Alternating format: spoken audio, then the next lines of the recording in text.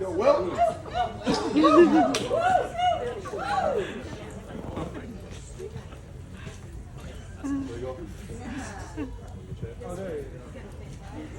Hello, everyone. Can we just get this started by making some noise for the bride and groom?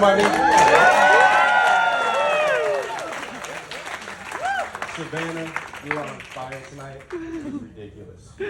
John, I'm just glad we finally found a suit that could fit you. From all that Burley work you've been putting in. Burley boys! Yeah, quick little inside joke there. But really, it is incredible to see that, you two tied the knot, which actually happened apparently a year ago, right? But, when I look at John and Savannah, they're just absolutely beautiful together. They've really shown just how great it is, when you share really just the companionship with somebody for such a long time. And the fact that I'm getting emotional as I am right now is surprising to me. I do want to say though, there does come a time, in everyone's life where they meet their soulmate, their one true love, the person they're going to know and love them for the rest of their lives.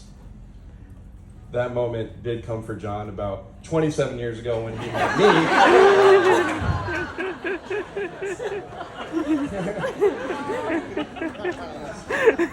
But really, I am honored to be John's best man, but let me take a couple minutes to talk about Sav here. Sav. This girl is always 5 steps ahead for everything. I'll tell you what. So when John and Sav first came down to Florida, John got a lease on a place, and Sav wanted to stay for a couple weeks as she looked for a place of her own. We knew she was never leaving that apartment, okay? She was there for good, right? And then, of course, they go ahead and get 2 dogs, as if Slade is John's and Teddy is Sav's. She knew it would become their dogs. Just incredible execution, locking the chance for son of good. And I'm glad you did. High school is where I first met Sav. I met her my sophomore year in passing, but got to know her a lot better throughout the years as, well, John's better half. But really, she's always been just so kind and genuine to me. And I've always felt so comfortable being myself around her. And I love you for that. And I know John is incredibly lucky to have you by his side. Now for my cousin John. Believe it or not, I had a tough time coming up with stories to tell about John this evening. I even asked a few buddies for suggestions, like what were some of your fondest memories with John? And here are some of those stories.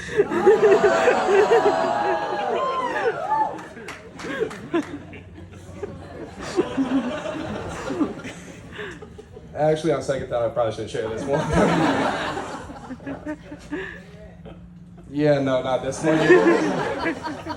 You see, the thing is, John is often the life of the party, okay? But for the occasion, we will stay away from specifics. Like that one time you visited me at the University of Iowa and got a hold of a fire extinguisher during Halloween. I turn around, this man is dressed as a lumberjack or a Bigfoot hunter holding a fire extinguisher. But again, we're going to stay away from details on that one. I always did wonder why, our parents were a little skeptical anytime we wanted to hang out.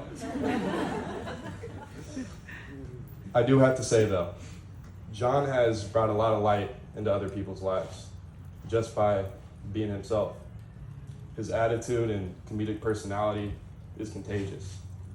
And anybody that gets to spend time around him would certainly say the same.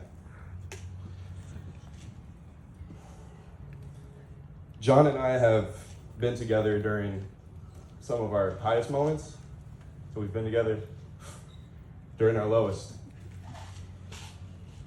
Regardless of the situation, he has always been there for me, and I will always be there for him. From beers to beach days, deep conversations to demon mode at festivals. to being my hype man after yet another breakup. Big surprise. No matter the situation, John makes you excited about life, whether in the moment or looking forward. And it has been one of the best decisions of my life, moving down to Florida a couple of years ago, in part because I've been able to spend more time with you. John, Sav, and I have been family well before this day. And they have shown me just how patient and kind love truly is. And that more than anything, the real foundation to love is friendship. John and Sav, I love you both. And I can't wait to continue to see your lives grow and flourish together. And I can't wait to continue to be in your lives as we move forward. I love you both. Cheers. Cheers.